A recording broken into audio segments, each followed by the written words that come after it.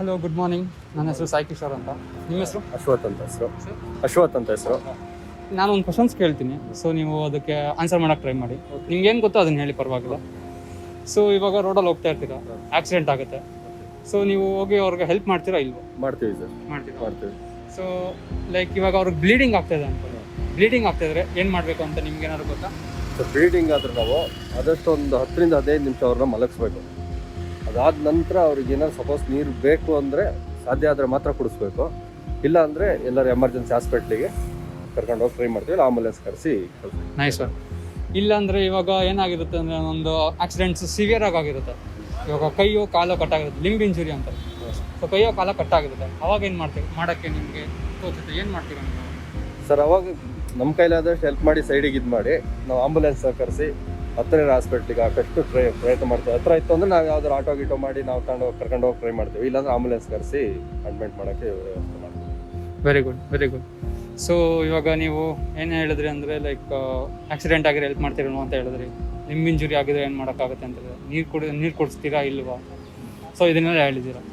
So actually ನೀವು ಹೇಳಿದ್ದೆಲ್ಲ ಒಳ್ಳೆಯದು. ಸೊ ಇದೆಲ್ಲ ಮಾಡಬೇಕು. ಆ್ಯಕ್ಚುಲಿ ತುಂಬ ಜನ ಏನು ಮಾಡ್ತಾರೆ, ಗುಡ್ ಸಮರಿಟನ್ ಲಾ ಅಂತಿದೆ, ಅದನ್ನು ಫಾಲೋ ಮಾಡಲ್ಲ. ಏನಂತಾರೆ ತುಂಬ ಜನ, ಇವಾಗ ಕೇಸ್ ಆಗುತ್ತೆ, ಪೊಲೀಸ್ ಕೇಸ್ ಆಗುತ್ತೆ, ಓಡಾಡಬೇಕು. ಮುಂಚೆ ಯಾಕೆಂದ್ರೆ ಆ ಥರ ಇತ್ತದು, ಹಂಗಾಗಿ ಜನಗಳಿಗೆ ಹೆಲ್ಪ್ ಮಾಡ್ತಿರ್ಲಿಲ್ಲ. ಆದರೆ ಇವಾಗ ಕಾನೂನು ಚೇಂಜ್ ಆಗಿದೆ. ಯಾವುದೇ ಕೇಸಲ್ಲಿ ಹೆಲ್ಪ್ ಮಾಡಿದ್ರು ನಮ್ಮನ್ನ ಕಾನೂನಿಗೆ ಎಳೆಯಂಗಿಲ್ಲ. ಅವರು ಹಾಸ್ಪಿಟ್ಲಿಗೆ ಅಡ್ಮಿಟ್ ಮಾಡಿ ನಾವು ಹೋಗ್ಬಿಡ್ಬೋದು, ತೊಂದರೆ ಏನಿಲ್ಲ. ಇವಾಗ ಯಾವುದೇ ಕಾರಣಕ್ಕೂ ಧೈರ್ಯವಾಗಿ ಆ ಕೆಲಸ ನಾವು ಮಾಡ್ಬೋದು ಇವಾಗ. ಎಕ್ಸಾಕ್ಟ್ಲಿ ನಿಮ್ಗೆ ಗೊತ್ತಿದೆ ಅಂತ ನನಗೆ ತುಂಬ ಖುಷಿ ಆಗ್ತದೆ. ತುಂಬ ಜನಕ್ಕೆ ಇದು ಗೊತ್ತಿರಲ್ಲ actually. So actually I am happy for you sir. Thank you sir. Thank you sir. Hello sir, ನನ್ನ ಹೆಸರು ಸಾಯಿ ಕಿಶೋರ್ ಅಂತ. ನಿಮ್ಮ ಹೆಸರು? ಸತ್ಯನಾರಾಯಣ. ಸೊ ಕೆಲವೊಂದು ಕ್ವಶನ್ಸ್ ಕೇಳ್ತೀನಿ ಸರ್, ನಿಮಗೆ ಏನು ಗೊತ್ತೋ ಅದನ್ನು ಹೇಳಿ. ಸೊ ಇವಾಗ ರೋಡಲ್ಲಿ ನೀವು ತುಂಬ ಟ್ರಾವೆಲ್ ಮಾಡ್ತಾ ಇರ್ತೀರ, ಆಕ್ಸಿಡೆಂಟ್ ಆಗಿದೆ ಅಂದ್ಕೊಳ್ಳಿ, ನೀವು ಹೋಗಿ ಹೆಲ್ಪ್ ಮಾಡ್ತೀರಾ ಇಲ್ವಾ? ಹೆಲ್ಪ್ ಮಾಡ್ತೀವಿ. ಹೌದು.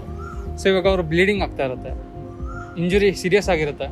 ಸೊ ಅವಾಗ ಏನು ಸ್ಟೆಪ್ಸ್ ತಗೋಬೇಕಂತ ನಿಮ್ಗೇನು ಗೊತ್ತಾಗ? ನನ್ನ ಕೈಲಿ ಫಸ್ಟ್ ಏಡ್ ಇದೆ.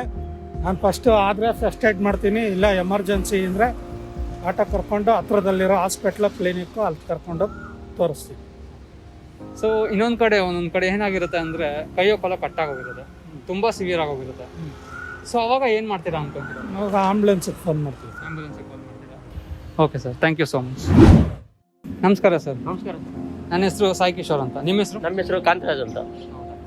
ಸೊ ಸೆಕ್ಯೂರಿಟಿ ಕೆಲಸ ಮಾಡ್ತಾ ಇದ್ವಿ. Okay, thanks. ಸೊ ಎಷ್ಟೊಂದು ಕಡೆ ನೋಡ್ತಾ ಇರ್ತೀರಾ, ರೋಡ್ ಆಕ್ಸಿಡೆಂಟ್ಸ್ ಎಲ್ಲ ನಡೀತಾ ಇರುತ್ತೆ, ಯೂಶಲ್ ಆಗಿ ಡೈಲಿ ಬೇಸಿಸ್ ಅಲ್ಲಿ ನಡೀತಾ ಇರುತ್ತೆ. ಸೊ ಒಂದು ಆಕ್ಸಿಡೆಂಟ್ ಆಗಿರುತ್ತೆ, ನೀವು ಹೋಗಿ ಅಲ್ಲಿ ಅವ್ರಿಗೆ ಸಹಾಯ ಮಾಡ್ತೀರಾ ಇಲ್ವಾ? ಸಹಾಯ ಮಾಡ್ತೀನಿ ಸರ್. ಏನು ಮಾಡ್ತೀರಾ ಸರ್ ಸಹಾಯ ಅಂದರೆ? ಏನು ಥರ ಮಾಡಿ ಏನು ಮಾಡೋದು? ಸಹಾಯ ಅಂದ್ರೆ ಅವರು ಯಾವ ರೀತಿ ಆಕ್ಸಿಡೆಂಟ್ ಆಗಿ ಇದ್ದಾರ ಅವ್ರನ್ನ ಸ್ವಲ್ಪ ಹೆಲ್ಪ್ ಮಾಡಿ ಹಾಸ್ಪಿಟಲ್ಗೆ ವ್ಯವಸ್ಥೆ ಮಾಡೋ ರೀತಿ ಆಂಬುಲೆನ್ಸು ಮತ್ತು ಅಕ್ಕಪಕ್ಕದ ಜನನ ಸ್ವಲ್ಪ ಹೆಲ್ಪ್ ಮಾಡಿ ಅಂದ್ಬಿಟ್ಟು ಕರಿತೀವಿ ಸರ್. ಕೆಲವೊಂದು ಕಡೆ ತುಂಬ ಬ್ಲೀಡಿಂಗ್ ಆಗ್ತಾ ಇರುತ್ತೆ, ಹೌದು, ರಕ್ತ ತುಂಬ ಹೋಗ್ತಾ ಇರುತ್ತೆ, ಅವಾಗ ಏನು ಮಾಡ್ತೀರಾ? ಆವಾಗ ಏನು ಮಾಡೋದಂದ್ರೆ ಪಕ್ಕದಲ್ಲಿ ಯಾವ್ದಾದ್ರು ವೇಸ್ಟ್ ತಗೊಂಡು ಮೆಡಿಕಲಲ್ಲಿ ಎಮರ್ಜೆನ್ಸಿ ಇದರಲ್ಲಿ ಹೋಗಿ ಒಂಚೂರು ವೇಸ್ಟ್ ತಗೊಂಡು ಬಂದು ಅವ್ರನ್ನ ಬ್ಯಾಂಡೇಜ್ ಮಾಡ್ತೀವಿ. ಮತ್ತೆ ಅವ್ರಿಗೆ ನೀವು ನೀರು ಕುಡಿಸ್ಬೋದಾ ಇಲ್ವಾ? ನೀರು ನಮ್ಮ ಪ್ರಕಾರ ಸ್ವಲ್ಪ ಹೊತ್ತಾದ್ಮೇಲೆ ಸ್ವಲ್ಪ ಕುಡಿಸ್ಬೋದು, ಸಡನ್ಲಿ ಕುಡಿಸೋಕ್ಕಾಗಲ್ಲ.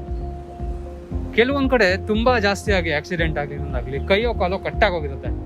ಸೊ ಅಂಥ ಟೈಮಲ್ಲಿ ಏನು ಮಾಡ್ತೀರಾ? ಅಂಥ ಟೈಮಲ್ಲಿ ನಾವು ಅವ್ರನ್ನ ಕೈ ಕಟ್ಟಾದ್ರೆ ಅವ್ರನ್ನ ಜೋಡಿಸಿರ್ತೀವಿ.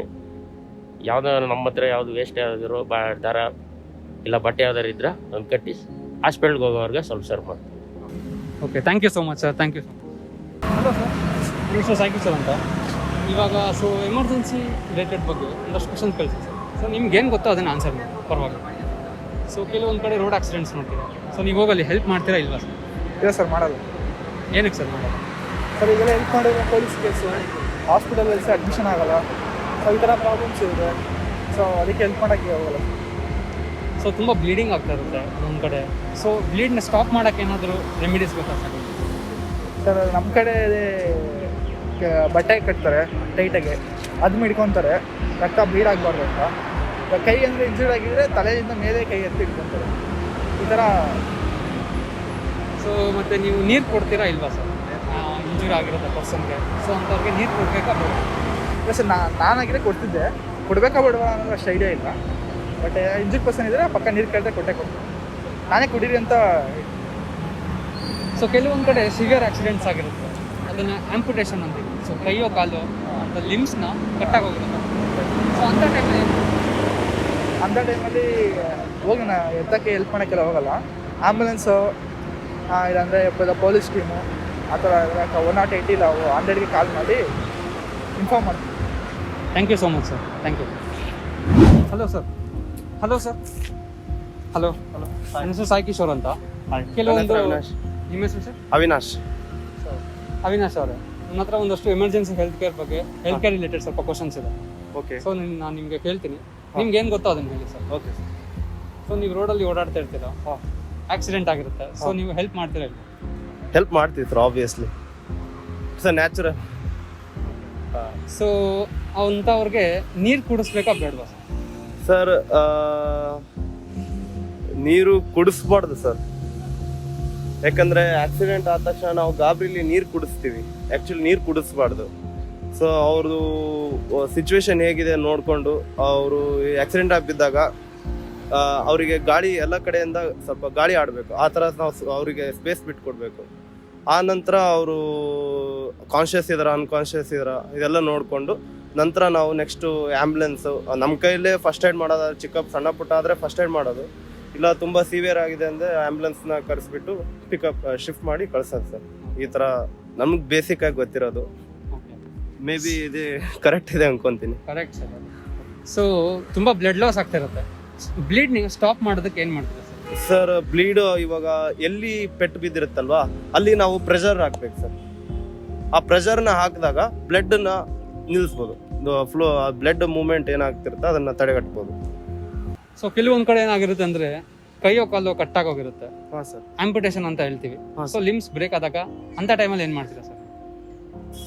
ಸರ್ ಆ ಟೈಮಲ್ಲಿ ಅಷ್ಟೊಂದು ಗೊತ್ತಿಲ್ಲ ಸರ್, ಸಾರಿ ನನಗೆ ಅಷ್ಟು ಅದ್ರ ಬಗ್ಗೆ ನಾಲೆಜ್ ಇಲ್ಲ. Thank you so much Avinash. Thank you for your time. Thank you sir. Manjula ಅಂತ. ಸೊ ನನ್ನ ಹತ್ರ ಒಂದಷ್ಟು ಎಮರ್ಜೆನ್ಸಿ ಹೆಲ್ತ್ ಕೇರ್ ಬಗ್ಗೆ ಒಂದಷ್ಟು ಕ್ವಶನ್ಸ್ ಇದ್ದಾವೆ. ಸೊ ನಾನು ನಿಮ್ಗೆ ಕೇಳ್ತೀನಿ, ನಿಮ್ಗೆ ಏನು ಗೊತ್ತೋ ಅದನ್ನು ಹೇಳಿ ಮೇಡಮ್. ಸೊ ನೀವು ನೋಡಿರ್ತೀರಾ ರಸ್ತೆಗಳಲ್ಲಿ ತುಂಬ ಅಪಘಾತಗಳಾಗುತ್ತೆ, ರೋಡ್ ಆಕ್ಸಿಡೆಂಟ್ಸ್ ಆಗುತ್ತೆ. ಸೊ ಅಂಥವಾಗ ನೀವು ಹೆಲ್ಪ್ ಮಾಡೋಕ್ಕೆ ಮುಂದೆ ಹೋಗ್ತೀರಾ ಇಲ್ವಾ? ಮುಂದೆ ಹೋಗ್ಬೇಕು ಅನ್ಸುತ್ತೆ, ಆದರೆ ಪೊಲೀಸ್ ಕೇಸ್ ಆಗುತ್ತೆ ಅಂತ ಭಯ. ಅದಕ್ಕೆ ಸ್ವಲ್ಪ ಹಿಂದೆ ಮುಂದೆ ನೋಡ್ತೀವಿ. ಸೊ ಕೆಲವೊಂದು ಕಡೆ ಏನಾಗಿರುತ್ತೆ ಅಂದರೆ ಇಂಜುರಿ ಸಿವಿಯರ್ ಆಗೋಗಿರುತ್ತೆ, ಬ್ಲೀಡಿಂಗ್ ಜಾಸ್ತಿ ಆಗುತ್ತೆ, ರಕ್ತ ಜಾಸ್ತಿ ಹೋಗ್ತಾ ಇರುತ್ತೆ. ಅಂಥವಾಗ ರಕ್ತ ಸ್ಟಾಪ್ ಮಾಡೋಕೆ ಏನು ಮಾಡ್ತೀರಾ? ಮೂಗಲ್ಲ, ಇಲ್ಲ ಕೈ ಕಾಲು ಆಕ್ಸಿಡೆಂಟಲ್ಲಿ ಯೂಶುವಲ್ ಆಗಿ ಗೊತ್ತಿಲ್ಲ. ಮತ್ತೆ ನೀರು ಕೊಡಬೇಕಾ ಬೇಡವಾ? ಕೊಡಬೇಕು. ಕೊಡಬೇಕಾ? ಹೆಲ್ಪ್ ಮಾಡಬೇಕು. Thank you madam, thank you so much. Thank you sir. Hello friends, ನಾನು ಸಾಯಿ ಕಿಶೋರ್ ಅಂತ. ಇಷ್ಟೊಂದು ನಾವು ಎಮರ್ಜೆನ್ಸಿ ಹೆಲ್ತ್ ಕೇರ್ ರಿಲೇಟೆಡ್ ಬಗ್ಗೆ ಜನರ ಹತ್ರ ಕೇಳಿ ತಿಳ್ಕೊಂಡಿದ್ದೇವೆ. ಸೊ ಎಮರ್ಜೆನ್ಸಿ ಹೆಲ್ತ್ ಕೇರ್ ಅಲ್ಲಿ ಎಕ್ಸ್ಪೀರಿಯನ್ಸ್ ಆಗಿರೋ ಶಶಿಕುಮಾರ್ HS ಅವ್ರನ್ನ ಕೇಳಿ ತಿಳ್ಕೊಳ್ಳೋಣ. Welcome sir, welcome. Hi Kishore. So ತುಂಬಾ ಜನ ನಾವು ಕೇಳಿದ ಪ್ರಶ್ನೆಗಳಿಗೆ ಅವರು ತುಂಬಾ ಜನ ಮುಂದೆ ಹೋಗಿ ಹೆಲ್ಪ್ ಮಾಡಲ್ಲ ಅಂತ ಹೇಳಿದ್ದಾರೆ. ಕೆಲವೊಬ್ಬರಿಗೆ ಗೊತ್ತಿಲ್ಲ ಏನ್ ಮಾಡ್ಬೇಕು ಅಂತ. ಕೆಲವೊಬ್ರು ಪೊಲೀಸ್ ಮತ್ತೆ ಹಾಸ್ಪಿಟಲ್ ಅಲ್ಲಿ ಕೆಲವು ಕ್ವಶನ್ಸ್ಗೆ ಆನ್ಸರ್ ಮಾಡಕ್ಕಾಗದೆ ತುಂಬಾ ಜನ ಭಯದಿಂದ ಹಿಂದೆ ಸರಿತಾರೆ. ಸೊ ನಿಮ್ಮ ಒಪಿನಿಯನ್ ಏನು ಸರ್ ಅದ್ರ ಬಗ್ಗೆ? Yes, actually, thanks for inviting me for this show. It's a good cause. ನೀವೇನ್ ಮಾಡ್ತೀರಾ, ಒಳ್ಳೆ ಪ್ರಯತ್ನ ಮಾಡ್ತಾ ಇದ್ದೀರಾ. ಯೂಶಲಿ ಯಾವುದೇ ಎಮರ್ಜೆನ್ಸಿ ಆದ್ರೂ ಕೂಡ ನಾಟ್ ಓನ್ಲಿ ಫಾರ್ ಆಕ್ಸಿಡೆಂಟ್ಸ್, ಏನೇ ಎಮರ್ಜೆನ್ಸಿ ಆದ್ರೂ ಕೂಡ ನಮ್ಮ ಜನರಲ್ ಪಬ್ಲಿಕ್ ಇಮಿಡಿಯೇಟ್ ಆಗಿ ಹೋಗಿ ಅದಕ್ಕೆ ಆಕ್ಟ್ ಮಾಡಕ್ಕೆ ಅಥವಾ ಅವ್ರಿಗೆ ಫಸ್ಟ್ ಏಡ್ ಮಾಡಕ್ಕೆ ತುಂಬಾ ಹಿಂಜರಿತಾರೆ. ಯೂಶಲಿ ಯಾಕೆ ಮಾಡ್ತಾರಪ್ಪ ಅಂತಂದ್ರೆ ಅವರಿಗೆ ನೀವು ಹೇಳಿದಂಗೆ legal issues like police questions ಕೇಳ್ತಾರೆ, ಅಲ್ಲಿ ಸ್ಟೇಷನ್ಗೆ ಬಾ ಅಂತ ಹೇಳ್ತಾರೆ, ಅಥವಾ ಮತ್ತೆ ಏನಾದ್ರು ಕಂಪ್ಲೇಂಟ್ ಮಾಡಿ ಕೋರ್ಟಿಗೆ ಬಾ ಅಂತ ಹೇಳ್ತಾರೆ, ಲಾಯರ್ ಬಾ ಅಂತ ಹೇಳ್ತಾರೆ, ಅಥವಾ ನಾವೇನಾದ್ರು ಹಾಸ್ಪಿಟಲ್ ಹೋದ್ವಿ ಅಂತಂದ್ರೆ ಇನಿಷಿಯಲಿ ಇಷ್ಟು ದುಡ್ಡು ಬೇಕು ಅಂತ ಹಾಸ್ಪಿಟಲ್ ಹೇಳ್ತಾರೆ. ನಿಮ್ಗೆ ಯಾಕೆ ಬೇಕು, ನಾನು ಯಾಕೆ ಟೆನ್ಷನ್ ಮಾಡ್ಕೋಬೇಕು ಅನ್ನೋಕ್ಕೋಸ್ಕರ ತುಂಬಾ ಜನ ಯಾವಾಗಲೂ ಎಮರ್ಜೆನ್ಸಿ ಇರುವಾಗ ಯೂಶಲಿ ಮುಂದೆ ಬಂದು ಫಸ್ಟ್ ಏಡ್ ಮಾಡಕ್ಕೆ ಹಿಂದಿನ ಮಾಡ್ತಾರೆ. ಇದು ಲೀಗಲ್ ಮತ್ತೆ ಬೇರೆ ಇಶ್ಯೂಸ್. ಸೊ ಇದನ್ನ ಮನಸ್ಸಿಟ್ಕೊಂಡು ಗವರ್ಮೆಂಟ್ ಏನ್ ಮಾಡಿದಪ್ಪ ಅಂತಂದ್ರೆ, so they have come with law something called as good Samaritan law ಅಂತ.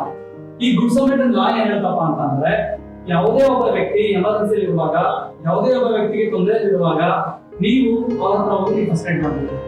ಆ ಫಸ್ಟ್ ಏಡ್ ಮಾಡೋ ಸಂದರ್ಭದಲ್ಲಿ ಯಾರೇ ಆಗಿರಲಿ, ಲೈಕ್ ಪೊಲೀಸ್ ಆಗಿರ್ಬೋದು, ಕೋರ್ಟ್ ಆಗಿರ್ಬೋದು, ಅಥವಾ ಹಾಸ್ಪಿಟಲ್ ಆಗಿರ್ಬೋದು, ನಿಮ್ಮ ಐಡೆಂಟಿಟಿಯನ್ನ ಕೇಳಂಗಿಲ್ಲ. ಲೈಕ್ ನೀನ್ ಯಾರು, ನೀನ್ ಯಾಕೆ ತಗೊಂಡಿದ್ದ ಕೇಳಂಗಿಲ್ಲ.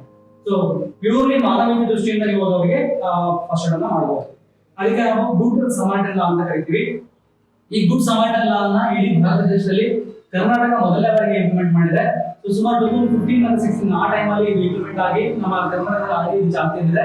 ಸೊ ನೀವು ಅಥವಾ ನಿಮ್ಮ ಕಡೆಯವರು ಯಾರಿಗಾದ್ರೂ ಎಮರ್ಜೆನ್ಸಿ ಇತ್ತು ಅಂತಂದ್ರೆ ನೀವು ಖಂಡಿತವಾಗ್ಲೂ ಲಾಗ್ ಹಿಡ್ಕೊಂಡು ಅಥವಾ ಪೊಲೀಸ್ ಅಲ್ಲಿ ಹಿಡ್ಕೊಂಡು ಫಸ್ಟ್ ಏಡ್ ಮಾಡಿಸ್ಕೊಂಡ್ರೆ ಆಗತ್ತೆ ಇಲ್ಲ, ಖಂಡಿತವಾಗ್ಲೂ ನೀವು ಹೋಗಿ ಫಸ್ಟ್ ಏಡ್ ಮಾಡಬಹುದು. ನಿಮ್ಮನ್ನ ಈ ಲಾ ಸೇಫ್ ಮಾಡುತ್ತೆ. Something is went wrong is going to safe. But again Bajaj patient unconscious ಇದ್ರು ಅಂತಂದ್ರೆ ಅಲ್ಲಿ ಕನ್ಸೆಂಟ್ ತಗೊಳ್ಳೋದು ಕಷ್ಟ ಆಗುತ್ತೆ. ಅಲ್ಲಿ ಇಂಡಿಯನ್ ಕನ್ಸೆಂಟ್ ಅಂತ ಹೇಳ್ತಾರೆ ಅಂತ ಹೇಳ್ಬೋದು. ಅಥವಾ ಫ್ಯಾಮಿಲಿ ಮೆಂಬರ್ಸ್ ಇದ್ರು ಅಂತಂದ್ರೆ ಅಪ್ಪ ಅಮ್ಮ ಅಕ್ಕ ತಂಗಿ ಅಣ್ಣ ತಮ್ಮ ಅಂತಂದ್ರೆ ಅಲ್ಲಿ ಎಕ್ಸ್ಪ್ರೆಸ್ ಕನ್ಸೆಂಟ್ ಅಂತ ತಗೋಬೇಕು. ಅಂದ್ರೆ ಅವ್ರು ಎಕ್ಸ್ಪ್ಲೇನ್ ಮಾಡಿ ನಾನು ಟ್ರೈನ್ ಆಗಿದೆ, ನಾನು ಫಸ್ಟ್ ಏಡ್ ಮಾಡಕ್ ಬರುತ್ತೆ ಅಂತ ಹೇಳಿ ನಾನು ಫಸ್ಟ್ ಏಡ್ ಮಾಡ್ಬೋದು ಅಂತ ಅವ್ರಿಗೆ ಎಸ್ ಮಾಡ್ಬೋದು ಅಂತಂದ್ರೆ ಖಂಡಿತವಾಗ್ಲೂ ಮಾಡ್ಬೋದು. ಇದೆಲ್ಲವನ್ನು ಕೂಡ ಕವರ್ ಮಾಡ್ತಕ್ಕಂಥದ್ದು ಗುಡ್ ಸಮರ್ಥನ್ ಲಾ. ಸೊ ಈ ಲಾ ನಿಮ್ಮ ಸೇಫ್ ಗಾರ್ಡ್ ಮಾಡುತ್ತೆ. ಖಂಡಿತವಾಗ್ಲೂ ನಿಮ್ಮ ತಲೆಯಲ್ಲಿ ಏನಾದ್ರು ಪ್ರಶ್ನೆ ಇತ್ತು ಅಂತಂದ್ರೆ ನಾವು ಫಸ್ಟ್ ಏಡ್ ಮಾಡ್ಬೇಕಾ ಬೇಡ ಅಂತೇಳಿ ಅದನ್ನ ಇವತ್ತಿಗೆ ನಿಮ್ಮ ಹಾಕಿ ನಿಮ್ಮ ತಲೆ ಖಂಡಿತವಾಗ್ಲೂ ಫಸ್ಟ್ ಏಡ್ ಅನ್ನು ಮಾಡಿ. So that we can save some lives. ಮತ್ತೆ ಕೆಲವೊಂದು ಕಡೆಯಿಂದ ಕೇಳ್ತಾರೆ ನೀರು ಕುಡಿಸ್ಬೋದಾ ಬೇಡವಾ, ಕುಡಿಸ್ಬೇಕಾ ಬೇಡವಾ?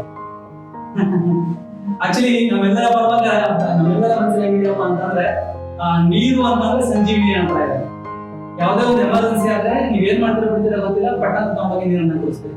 ಅದಕ್ಕೆ ಒಂದು ಚಿಕ್ಕ ಎಕ್ಸ್ಪ್ಲನೇಷನ್ ಮಾಡ್ತೀನಿ. ನಾನು ಅದ್ರ ಒಂದು ಡಯಾಗ್ರಾಮ್ ಹಾಕೊಂಡಿದ್ದೀನಿ.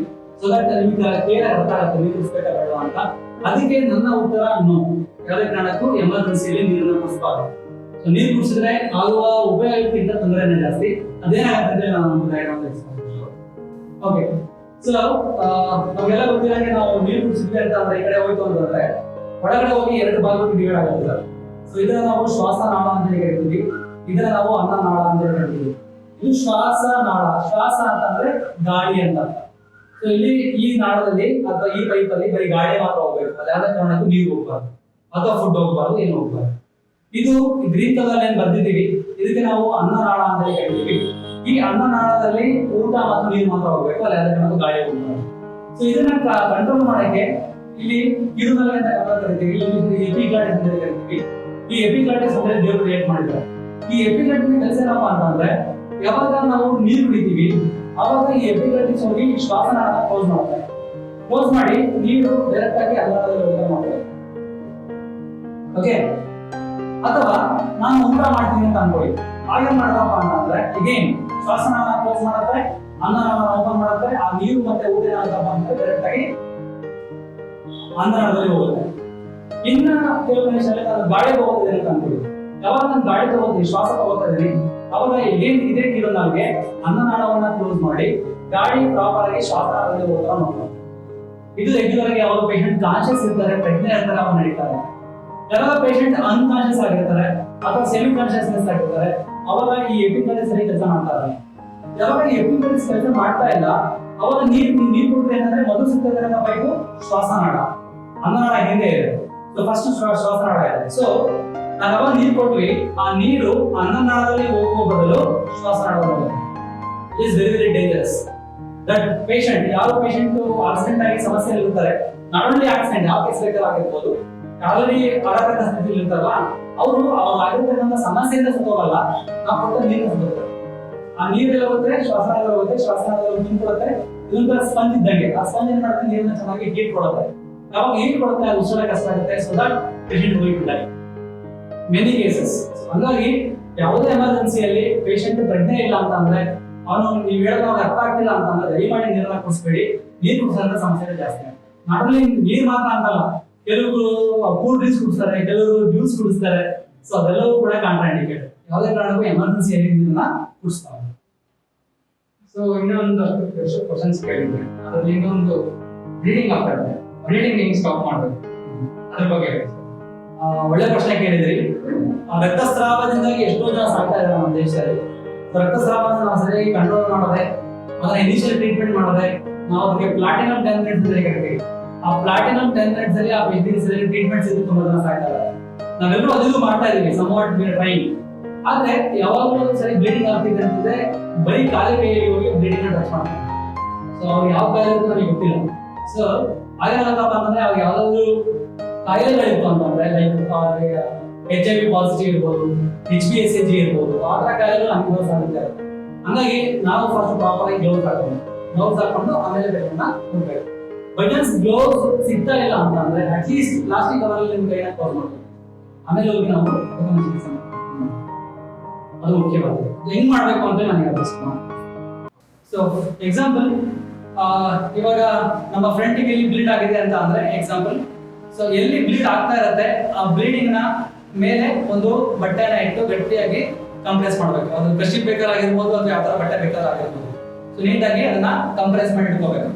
ಸೊ ಕಂಪ್ರೆಸ್ ಮಾಡಿದ್ರು ಕೂಡ ಬ್ಲೀಡಿಂಗ್ ಸ್ಟಾಪ್ ಆಗಿಲ್ಲ ಅಂತ ಅಂದ್ರೆ ಲಿಂಬ್ಸ್ ಆದ್ರೆ, ಕೈ ಅಥವಾ ಕಾಲಾದ್ರೆ ಅವರ ಲಿಂಬ್ ಮತ್ತೆ ಏನಿದೆ ಅಪ್ಪರ್ ಲಿಂಬ್ ಅಥವಾ ಲೋವರ್ ಲಿಂಬ್, ಕೈ ಅಥವಾ ಕಾಲಿನಿದೆ, ಅದನ್ನ ಅವರ ಹಾರ್ಟ್ ಲೆವೆಲ್ಗಿಂತ ಸ್ವಲ್ಪ ಮೇಲೆ ಎತ್ತಿಡ್ಕೋಬೇಕು ಸ್ವಲ್ಪ.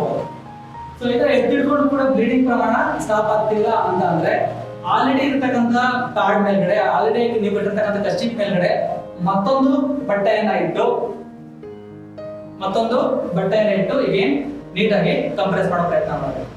ಇದಕ್ಕೂ ಕಂಪ್ಲೀಟ್ ಬ್ಲೀಡಿಂಗ್ ಸ್ಟಾಪ್ ಆಗ್ತಿಲ್ಲ ಅಂತ ಅಂದ್ರೆ ಅದ್ರ ಮೇಲೆ ಒಂದು ಬಟ್ಟೆಯನ್ನ ತಗೊಂಡು ನೀಟಾಗಿ ಟೈಟಾಗಿ ಕಟ್ಟಬೇಕು. ಆದ್ರೆ ಕಟ್ಟುವಾಗ ನಿಮ್ಮ ಪ್ರೆಷರ್ ಯಾವುದೇ ಕಾರಣಕ್ಕೂ ಒಂದೇ ಕಡೆ ಬೀಳಬಾರ್ದು.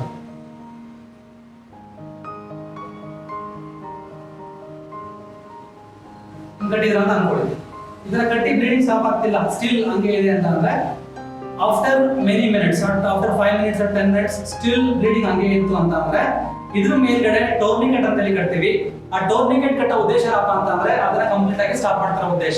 ಆದ್ರೆ ಈ ಟೋರ್ನಿಕೆಟ್ ಕಟ್ಟುವಾಗ ಇದರ ಒಂದು ನಾಟ್ ಆಲ್ರೆಡಿ ಹಾಕೊಂಡಿದ್ರ ಅಂತ ಅಂದ್ರೆ ಯಾವ್ದಾದ್ರು ಒಂದು ಗಟ್ಟಿ ವಸ್ತುವನ್ನ ಮಧ್ಯದಲ್ಲಿ ಇಟ್ಟು ಮತ್ತೊಂದು ಇದರಿಂದ ಆಲ್ರೆಡಿ ನಾವೇನು ನಾಟ್ ಹಾಕೊಂಡಿದ್ವಿ ಅದ್ರಲ್ಲಿ ಮತ್ತೊಂದು ನಾಟನ್ನ ಹಾಕಿ ಇದನ್ನ ಸೆಕ್ಯೂರ್ ಮಾಡ್ಕೋಬೇಕು. ನಾನು ಬೆನ್ನಿಟ್ಟಿದ್ದೀನಿ, ಇಲ್ಲಿ ಹಾರ್ಡ್ ಥಿಂಗ್ಸ್ ಏನ್ ಬೇಕಾದ್ರೂ ಇಡ್ಬೋದು. ಸೊ ಏನ್ ಮಾಡ್ಬೇಕಪ್ಪ ಅಂದ್ರೆ ಹೋಗ್ತಾ ಇದನ್ನ ರೊಟೇಟ್ ಮಾಡ್ಬೇಕು. ಸೊ ನಾವಾಗ ರೊಟೇಟ್ ಮಾಡ್ತಾ ಹೋಗ್ತೀವಿ, ಆಗೇನಾಗತ್ತಪ್ಪ ಅಂತಂದ್ರೆ ರಕ್ತಸ್ರಾವ ಆಗ್ತಿರ್ತಕ್ಕಂಥ ಜಾಗ ಸ್ವಲ್ಪ ಅದು ಬ್ಲೀಡಿಂಗ್ ನ ಸ್ಟಾಪ್ ಮಾಡುತ್ತೆ.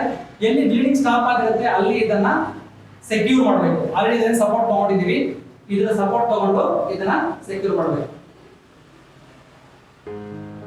ಈ ತರ ಮಾಡೋದ್ರಿಂದ ರಕ್ತಸ್ರಾವನ ಸ್ಟಾಪ್ ಮಾಡಬಹುದು. ಆದ್ರೆ ಏನು ನಾವು ಟೋರ್ನಿಕೆಟ್ ಅಂತ ಹೇಳಿ ಕಟ್ಟಿದೀವಿ, ಈ ಟೋರ್ನಿಕೆಟ್ ನ time valid is 10 to 15 minutes ಅಷ್ಟೇ. ಆಫ್ಟರ್ 15 minutes ಸ್ಟಿಲ್ ಬ್ಲೀಡ್ ಆಗ್ತಿದೆ ಅಂದ್ರೂ ಕೂಡ ಪರವಾಗಿಲ್ಲ, ಇದನ್ನ ರಿಲೀಸ್ ಮಾಡಬೇಕು. ರಿಲೀಸ್ ಮಾಡಿ ಮತ್ತೆ ಇದನ್ನ ಓಪನ್ ಮಾಡಬೇಕು. ಯಾಕೆ ಓಪನ್ ಮಾಡ್ಬೇಕಪ್ಪ ಅಂತಂದ್ರೆ ನೀವು ಇದನ್ನ ರಿಲೀಸ್ ಮಾಡಿಲ್ಲ, ಓಪನ್ ಮಾಡಿಲ್ಲ ಅಂತ ಅಂದ್ರೆ ಏನಾಗುತ್ತೆ ಅಂದ್ರೆ ಈ ಭಾಗದಿಂದ ಈ ಭಾಗಕ್ಕೆ ಹೋಗ್ತಿರೋದ್ರಿಂದ ಬ್ಲಡ್ಡಿನ ಪ್ರಮಾಣ, ಈ ಭಾಗದಿಂದ ಈ ಭಾಗಕ್ಕೆ ಹೋಗ್ತಿರೋ ಬ್ಲಡ್ಡಿನ ಪ್ರಮಾಣ ಸಂಪೂರ್ಣವಾಗಿ ಸ್ಟಾಪ್ ಆಗಿ ಈ ಭಾಗ ಕೊಳ್ತೋಗೋ ಸಾಧ್ಯತೆ ಇರುತ್ತೆ. ಯಾವಾಗ ಡಯಾಬಿಟಿಸ್ ಕೊನೆ ಹಂತ ಹೋಗಿ ಕೈಯೆಲ್ಲ ಕೊಳ್ತೋಗಿ ಬೆರಳುಗಳನ್ನ ಕೈನ ಕಟ್ ಮಾಡ್ತೀವಲ್ವ, ಆ ರೀತಿ ಈ ಜಾಗನ ಕಟ್ ಮಾಡಬೇಕಾದ ಪರಿಸ್ಥಿತಿ ಬರಬಹುದು. ಅದನ್ನ ಪ್ರಿವೆಂಟ್ ಮಾಡೋಕ್ಕೋಸ್ಕರ ನಾವು ಇದನ್ನ ಅಟ್ಲೀಸ್ಟ್ 10 to 15 minutes ಒಂದ್ಸಲ ರಿಲೀಸ್ ಮಾಡಬೇಕು. ಸ್ಟಿಲ್ ಬ್ಲೀಡಿಂಗ್ ಇದೆ ಅಂತಂದ್ರೆ ಮತ್ತೆ ಅದನ್ನ ಟೈಟ್ ಮಾಡಬೇಕು. Okay, so I just repeat. First ರಕ್ತಸ್ರಾವ ಆಗಿರ್ತಕ್ಕಂಥ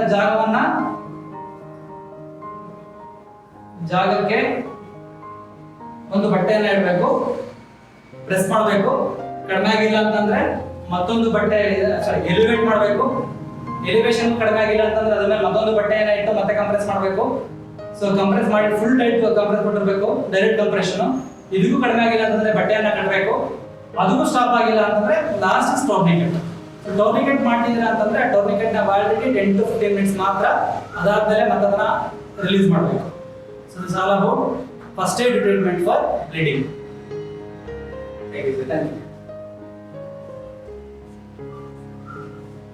ಇನ್ನೊಂದು ಲಾಸ್ಟ್ ಕ್ವಶನ್ ಇದೆ ಸರ್. ಆಂಪ್ಯುಟೇಷನ್ ಅಂತ ಕರಿತೀವಿ, ಕೈಗೆ ಕಾಲು ಕಟ್ಟಾಗುತ್ತೆ ಅಂತ ಸಮಯದಲ್ಲಿ ಏನ್ ಮಾಡ್ಬೇಕಾಗುತ್ತೆ? ತುಂಬಾ ಒಳ್ಳೆ ಪ್ರಶ್ನೆ ಕೇಳಿದ್ರಿ. ಆಂಪ್ಯುಟೇಷನ್ ಆಗಿರ್ತಕ್ಕಂಥ ಜಾಗ ಲಿಂಬ್ಸ್ ಆಗಿದ್ರೆ, ಅಪ್ಪರ್ ಲಿಂಬ್ ಅಥವಾ ಲೋವರ್ ಲಿಂಬ್ ಆಗಿತ್ತು ಅಂತಂದ್ರೆ ಕಂಪ್ಲೀಟ್ ಕಟ್ ಆಗಿದೆ ಅಂತಂದ್ರೆ ನಾವೀಗ ಟೋರ್ನಿಕೆಟ್ ಬಗ್ಗೆ ಎಕ್ಸ್ಪ್ಲೇನ್ ಮಾಡಿದ್ವಿ. ಆ ಟೋರ್ನಿಕೆಟ್ ಅನ್ನ ಎಕ್ಸಾಂಪಲ್ ನಮ್ಮ ಕೈ ಇಷ್ಟಿದೆ, ಇಲ್ಲಿಂದ ಕೆಳಗೆ ಕಟ್ ಆಗಿದೆ ಅಂತ ಅನ್ಕೊಳ್ಳಿ, ಇಲ್ಲಿಂದ ಮೇಲ್ಗಡೆ ಇನ್ನು ಜಾಗ ಇದೆ. ಸೊ ಇಲ್ಲಿಗೆ ನಿಮ್ಮ ಟೋರ್ನಿಕೆಟ್ ಅನ್ನ ಕಟ್ಟಬೇಕು. ಸೊ ಟೋರ್ನಿಕೆಟ್ ಕಟ್ಟೋದ್ರೆ ಏನಾಗತ್ತಪ್ಪ ಅಂತಂದ್ರೆ ಮುಂದೆ ಇರುವಂತ ರಕ್ತಸ್ರಾವನ ಸ್ಟಾಪ್ ಮಾಡುತ್ತೆ. ಸೊ ರಕ್ತಸ್ರಾವನ ಸ್ಟಾಪ್ ಮಾಡಿ ಪೇಷಂಟ್ ABC ಅಂತ ಕರಿತೀವಿ, ಏರ್ವೇ ಬ್ರೀದಿಂಗ್ ಸರ್ಕ್ಯುಲೇಷನ್ಸ್ ಅಂತ, ಅದು ಸರಿಯಾಗಿದೆ ಅಂತ ಚೆಕ್ ಮಾಡ್ಕೋಬೇಕು. ಸೊ ಫಸ್ಟ್ ABC, ಆಮೇಲೆ ಬ್ಲೀಡಿಂಗ್ ಕಂಟ್ರೋಲ್ ಮಾಡಿ, ಆಮೇಲೆ ಆ ಪಾರ್ಟ್ ಯಾವ್ದು ಕಟ್ ಆಗಿರುತ್ತೆ ಅದನ್ನ ನೀಟಾಗಿ ತೊಳ್ಕೊಂಡು ಕ್ಲೀನ್ ಮಾಡ್ಕೊಂಡು ಒಂದು ಪ್ಲಾಸ್ಟಿಕ್ ಕವರ್ ಅಲ್ಲಿ ಕಟ್ಟಿ, ಮತ್ತೊಂದು ಪ್ಲಾಸ್ಟಿಕ್ ಕವರ್ ಅಲ್ಲಿ ಒಂದು ಐಸ್ ಕ್ಯೂಬ್ ಅನ್ನ ತಗೊಂಡು ಆಲ್ರೆಡಿ ರೆಡಿ ಮಾಡಿರ್ತಕ್ಕಂಥ ಏನು ಪಾರ್ಟ್ ನಾವು ಕವರ್ ಹಾಕಿದೀವಿ, ಆ ಕವರ್ನ ಮತ್ತೊಂದು ರೀಸೀವ್ ಕವರ್ ಹಾಕಿ ಕಟ್ಕೊಂಡು ಹತ್ತಿರದ ಹಾಸ್ಪಿಟಲ್ ತಂದ್ಕೊಡ್ತಾರೆ. ಸೊ ಅದನ್ನ ನೀವು ಅಟ್ಲೀಸ್ಟ್ ಒಂದು 3 to 6 hours ಒಳಗಡೆ ಸೂಪರ್ ಸ್ಪೆಷಾಲಿಟಿ ಹಾಸ್ಪಿಟಲ್ಗೆ ಅಥವಾ ಪ್ಲಾಸ್ಟಿಕ್ ಸರ್ಜರಿ ಮಾಡ್ತಕ್ಕಂಥ ಹಾಸ್ಪಿಟಲ್ ತಂದ್ಕೊಡ್ರಿ ಅಂತಂದ್ರೆ ಅದನ್ನ ಮತ್ತೆ ರೀಜಾಯಿನ್ ಮಾಡ್ಬೋದು. ಮತ್ತೆ ಅದು ರೀಕನ್ಸ್ಟ್ರಕ್ಟಿವ್ ಸರ್ಜರಿ ಅಂತ ಮಾಡ್ತಾರೆ. ಸರ್ಜರಿ ಮಾಡಿದಂತಂದ್ರೆ ಆ ಕೈ ಯಾವ್ದು ಕಟ್ಟಾಗಿರುತ್ತೆ ಅದು ಮತ್ತೆ ರೀಜಾಯಿನ್ ಆಗುತ್ತೆ. ಕೈ ಮಾತ್ರ ಅಂತಲ್ಲ, ಯಾವ ಪಾರ್ಟ್ ಆದ್ರೂ ಸರಿ, ಆದ್ರೆ ಅದನ್ನ ನೀವು ಸೇಫ್ ಅಂತ ತಂದ್ಕೊಡೋದು ಅತಿ ಮುಖ್ಯವಾಗುತ್ತೆ. ಅದನ್ನ ಪ್ರಾಪರ್ ಟೆಕ್ನಿಕ್ ಅನ್ನ ಯೂಸ್ ಮಾಡಿ ತಂದ್ಕೊಡ್ರಿ ಅಂತಂದ್ರೆ ಅದನ್ನ ಮತ್ತೆ ರೀಜಾಯಿನ್ ಮಾಡ್ಬೋದು. So this was very informative actually. ತುಂಬಾ ಜನಕ್ಕೆ ಯಾರಿಗೂ ಗೊತ್ತಿರಲಿಲ್ಲ ಇದು. ಎಷ್ಟೋ ಜನ ಕೇಳಿದ್ವಿ ಟಿವಿ ನೋಡ್ದಂಗೆ, ತುಂಬಾ ಜನ ತಪ್ಪು ಆನ್ಸರ್ ಆಗಲಿ, ನನ್ಗೆ ಗೊತ್ತಿಲ್ಲ ಅನ್ನೋದಾಗಲಿ ತುಂಬಾ ಜನ ಹೇಳಿದ್ರು. ಸೊ ಈ ಇನ್ಫಾರ್ಮೇಶನ್ ಎಲ್ಲರಿಗೂ ರೀಚ್ ಆಗಲಿ ಅಂತ ನಾನು ಆಶಿಸ್ತೇನೆ. Thank you so much. Thank you.